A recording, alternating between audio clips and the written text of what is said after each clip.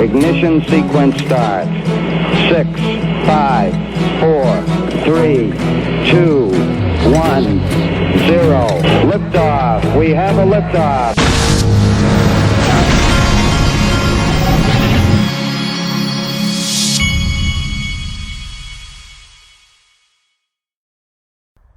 Hey everybody, this is the Digital Asset Investor, and I want to tell you right up front, especially if you're not on Twitter, you need to watch this freaking video, because I believe we are in the midst of blowing the freaking lid off of this SEC versus Ripple case, and you need to see what I'm going to show you in this video, because yesterday and this morning I showed you some clips from this Robert Jackson. And look, I'm not trying to pick on Robert Jackson. The only thing about Robert Jackson is he seems to like to talk, and he's said a lot of things. And so all I'm doing is showing you the video in his own words, things that he said, and most of it's around 2018, 2019, and a lot of it references how the SEC operates and his views on the Hinman thing and a lot of other things. And you got to see this. And before I go into this, I want to refresh your memories. Bill Hinman, in an affidavit in this case, said that speech, June 2018, that his Ethereum speech was just his opinion. And I just straight think that that's not what the case is at all. But you decide for yourself. I'm going to show you. Okay, but first I want to go through this. The market is somewhat flat. We've got $1.15 XRP. I feel like we've had a little bit of consolidation in the market the last couple of days. Here's Dark Defender. He says, hi there. Some of you asked me, where was the C wave? I believe we all now know C is technical and expected 1 week back. This is healthy and will pave the way for W3. As previously told, C wave is expected to fade between $1 and 83 cents. We're at $1.15 right now. Then XRP target will be $6.39. Have a great day. I like that. I like this even more. The chosen one. 48 hours to fill your XRP bags. It's liftoff time. Now, I don't know what he knows, but I hope he knows. I mean, that sounds good to me.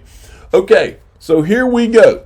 And again, this is ex-SEC commissioner under Jay Clayton, and his name is Robert Jackson. Okay, I want you to listen to this. I've had many folks come to me since I took office at the SEC and say, Commissioner Jackson, you should adopt a rule regarding ICOs, regarding crypto. And I say to them, every time I see them, what would that rule look like today? And they describe it. And I say, okay, in the very best case, I can get from start to finish on that rule in 14, 15 months.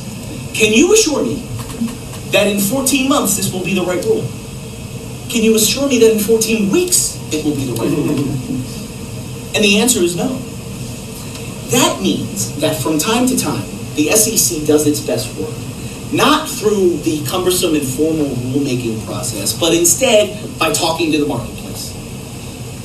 It's a dirty word in Washington right now, but we do this thing that I, as a practicing lawyer, when I was at Wachtell Lipton for some time, always valued very much, which was the ability to get guidance from the staff about what their expectations are and why. That process enables us to talk to the market, hear from solid practitioners who are developing the most cutting-edge solutions to business problems, and give them feedback about the questions that might arise under the securities laws as a consequence of those choices. I think that so far, it is fair to say our efforts in the cryptocurrency space, in the ICO space, and the most cutting-edge challenges we face have been by going this route. A case-by-case, careful... He's telling you what the SEC's strategy was under Jay Clayton right here, and listen up. Through communications with industry about what we're comfortable with and where we would have questions. And I actually think it has so far been one of the finest moments under my terrific chairman, Jay Clayton, because we have taken a measured, balanced, careful approach that reflects what we do well, which is to talk to the market about what's happening. I don't yet have the sense that the market is in a position where we could pursue a cumbersome rulemaking and be confident that we would be making a rule that would make long-run sense for the market in many of the areas you talked about today. And what we cannot do, and I think must not do, is develop rules on these cutting-edge subjects that we've been discussing all day today. They weren't gonna make rules. They were gonna provide guidance. Keep watching, folks. I'm not done yet. Same guy. Here he is. Well, first I want to show you this. So John Deaton's law firm puts this out on 8/20/19. Brad Garlinghouse pleads with Jay Clayton for clarity on XRP and gets none. On 11/19/19, Clayton avoided setting clear rules on crypto in order to give market guidance instead. On 12/22/20, SEC says, we all should have known XRP was a security in 2013. Fair notice, question mark? Okay, moving along. Here's another one. And when I saw this, I was disgusted. I said, Congress, let's see how many times this has been viewed now on Twitter.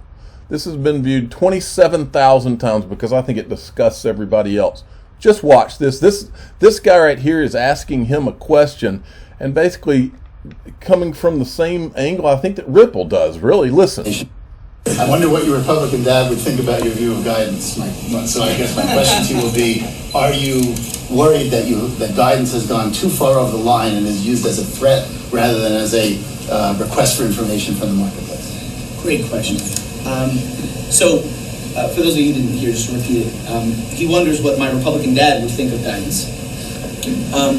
Or to say it another way, what you wanted to start your name? Ray. Ray. What Ray's wondering is guidance really still helpful on the margin to entities who are asking for it, or does it come across more as a threat? Say a little more about ways in which it could be viewed as a threat. Well, you have an advantage of not actually having to legislate either administratively or through a congressional act.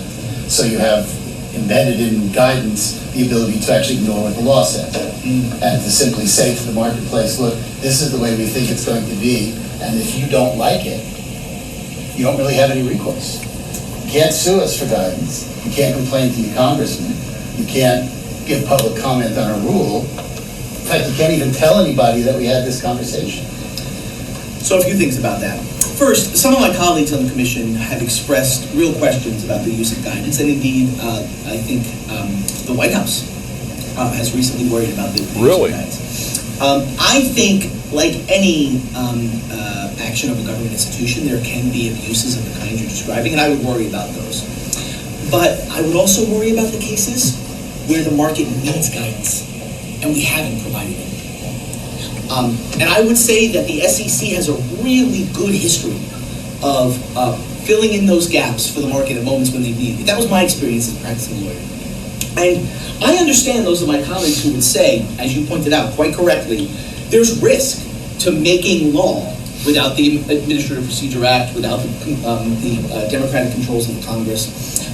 My own view, just as a footnote, would be that even though I know exactly what you mean, when I would call and get guidance, I would take it pretty seriously. On the other hand, it's not actually the law, it's just guidance. Just guidance. Okay, and then check this out. Listen to this. And I gotta tell you, just so you know, in my job, it can be very, very hard to get an unbiased perspective from someone in the marketplace who says, Rob, we need to know what this rule, how this is going to work. Or we read Hindman's speech on what is a security, and we don't understand where we fall on that spectrum. Or we think the speech is wrong, or we don't understand this footnote in it, and all those things. It is harder than you might think for me to get that perspective from the marketplace. When you come in and talk to Val, we get information about what the right rule looks like. And you help us do our job better. Okay, we're not done yet, folks. This right here, to me, is one of the more damning. Let's see how many times this one's been viewed on Twitter. It should be viewed more. Okay, 20. Now people are getting it. 27,000 views. By the end of today, this thing should be blown up because this, to me, he lays out, he tells you what Jay Clayton's ICO strategy was, and he tells you that Hinman's, I mean, you don't have to be a genius to figure this one out. You just listen. Now, just to be clear, the ICO space in particular, I think we had a very significant period where that product was being used in a way that wasn't consistent with the law. Of all the many things that I'm proud to have worked with Jay Clayton on, I am most proud of what the team did to get out ahead of the ICO issue, to be clear that we were going to be forceful about the limits of the law. I think that was difficult as a matter of leadership for Jay to do it. I think it was the right thing to do. I think the team that he put in place did it just right, and I'm very proud of him. Now that we've gotten past that part, Okay, so the first thing he lays out here, this is important. This is so important. First thing he lays out, he talks about Jay Clayton's strategy, but then he says, okay, so first Jay Clayton goes out and he says, I believe all ICOs are security. I haven't seen one that I don't think is a security. Okay, Jay Clayton covers his butt. Okay, then he follows this up, telling you the rest of the strategy. One of the parts is Valerie, I can't remember how you say her last name, Valerie Chapanic or whatever. The other part of the strategy is that she's going to go and be the person at the SEC that anybody considering an ICO or anything you're trying to issue like that, you go and you sit down with her at the SEC to work through it. But the third part of the strategy is what he says here, and that is putting all these people, all these feelers out, lobbying this guidance out to the market. And he specifically mentions Bill Hinman's speech. Listen to this. This is disgusting. In the very logical next set of questions, which is, okay, now I know what not to do. Help me understand how to do this right. And we're working on it. Hinman gave his speech. Hinman made the speech. It's like it's almost like he's saying, okay, step 1, Jay Clayton goes out. Step 2, Hinman goes and makes the speech. Step 3, you go to Valerie Chapanic. Boom, right there. I'm going to play this again. I was meeting with people 5 days a week. We're really working on moving that conversation forward. All right, listen again.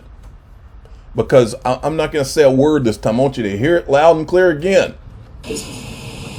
Now, just to be clear, the ICO space in particular, I think we had a very significant period where that product was being used in a way that wasn't consistent with the law.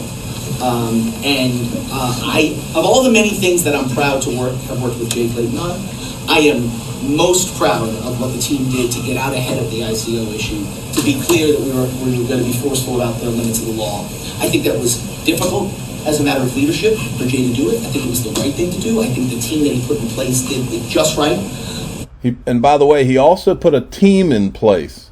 Is the team Jay Clayton, William Hinman, and Valerie Chapanic, and maybe this guy to talk or something?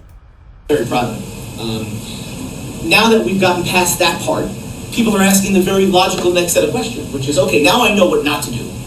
Help me understand how to do this right. And we're working on it. Hinman gave his speech. We're working on it. Hinman gave the speech. Al is meeting with people 5 days a week. We're really working on moving that conversation forward. Man, this video right here to me needs to be played in front of that freaking judge. I don't mean to say anything bad about the judge. I think the judge is doing great. Needs to be played in front of that judge. She needs to hear this, because this directly lays out the plan, and it sure as hell doesn't sound like it was Bill Hinman's opinion to me at all. Now, this is a clip of this same guy on April 30th, 2018, before the Hinman speech on CNBC. Where are you, by the way, on Bitcoin, talking about ICOs? It's a little bit different, but in the same lane. Well, look, if I were to give investing advice on Bitcoin, it's not something I can do in my current role, and it'd also be worth what you paid for it. What I'll say about Bitcoin in general is that that space, as I hinted earlier, has been full of troubling developments that we've seen at the SEC, and especially the ICO space. That makes me worry that we're having a hard time, or I should say investors are having a hard time, telling the difference between investments and fraud. What could the SEC do to make it clearer? Well, we've been doing a lot in the ICO space. So the chairman, Jay Clayton's been very good about this. He has been out there very clearly, and this is what he said, and I agree with him. He said that he hasn't seen an ICO yet that's not a security. And we get all kinds of different manifestations and proposals, and I'm with him. I haven't seen one of these yet that's not a security. You know, one of the things about ICOs that's interesting is if you want to know what our markets would look like with no securities regulation, what it would look like if the SEC didn't do its job, the answer is the ICO market. Is that suggest, though, that you're about to regulate this market? Or does that suggest you're about to ban this market? It doesn't suggest either of those things. What I would say is it suggests that we are right now focused on protecting investors who are getting hurt in this market. And down the road, I think we will be thinking about, I think we should be thinking about ways to make those investments work consistent with our security. When you say you're right now trying to protect those investors, how are you doing that? Well, we've been very focused on enforcement in that space. And I'll tell you, I've only been at the SEC for 3 months, but the folks in enforcement who are bringing those cases are doing extraordinary work protecting investors from the kind of fraud that you see in that space. All right. And then we had John Deaton's law firm weighed in. They retweeted that video and they said, April 30th, 2018, this is that video, what you just watched. Clayton has been very clear that he hasn't seen one ICO that isn't a security. I'm with him. June 14th, Hinman declares Ethereum is not a security. Ethereum had an ICO.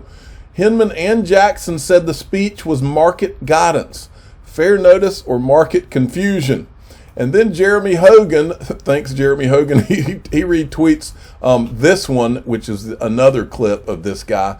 If I was litigating the Ripple case, I'd hire a digital asset investor to do litigation research. I don't know where he finds these clips.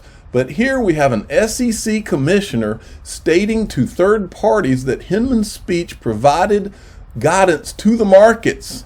I love watching these attorneys weigh in on these clips. I consider what I'm doing, my part is just to find anything I can find, because I think everybody that's listening to my voice knows that none of this makes any sense, what's been going on with this Ripple case and the way the SEC has handled this. And so when things don't make sense and I smell something that doesn't smell right, a lot of times I like to wake up at 5 in the morning and go look for clips of videos from these people and let their own words speak for themselves. And that's what we've done here. So, I consider it like an alley-oop. I'm throwing the basketball up for the attorneys and let them do their thing, because this stuff is bad. You want to use the words that go on thumbnails: boom, pow, wow. This is that video. Yesterday's video was that video. It's unbelievable what this guy is saying. Now, let's move on to something different. Riz XRP had sent me this. This is Flare. Flare had tweeted this out. We're trying to reach the following exchanges to make sure they are properly set up for the Songbird and the Flare distribution before it happens. Please contact Flare ASAP.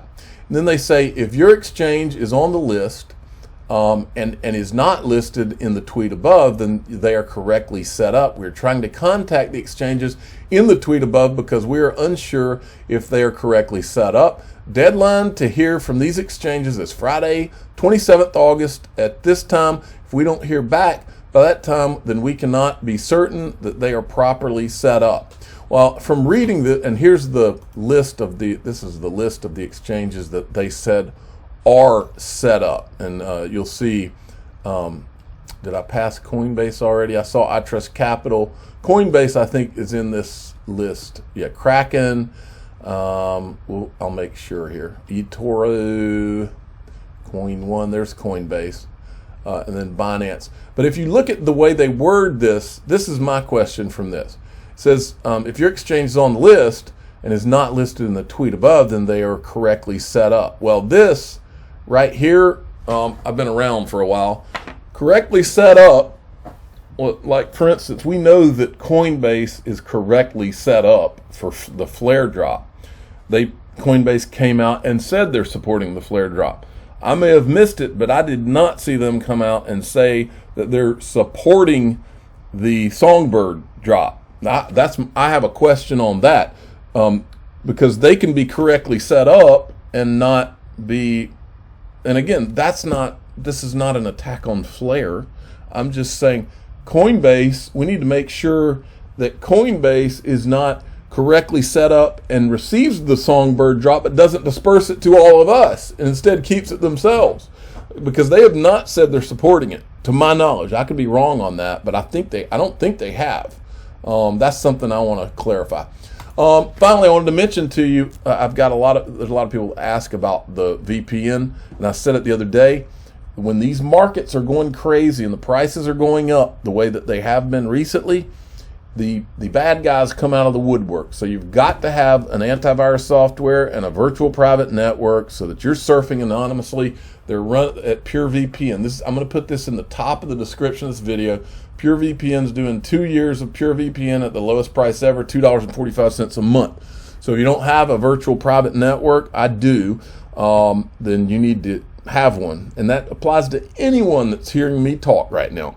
I'm the digital asset investor. I'm not an investment advisor. This is for entertainment purposes only. Please subscribe, hit the like button, tell your friends and family to get a PureVPN. Links in the top of this description. Thanks for listening.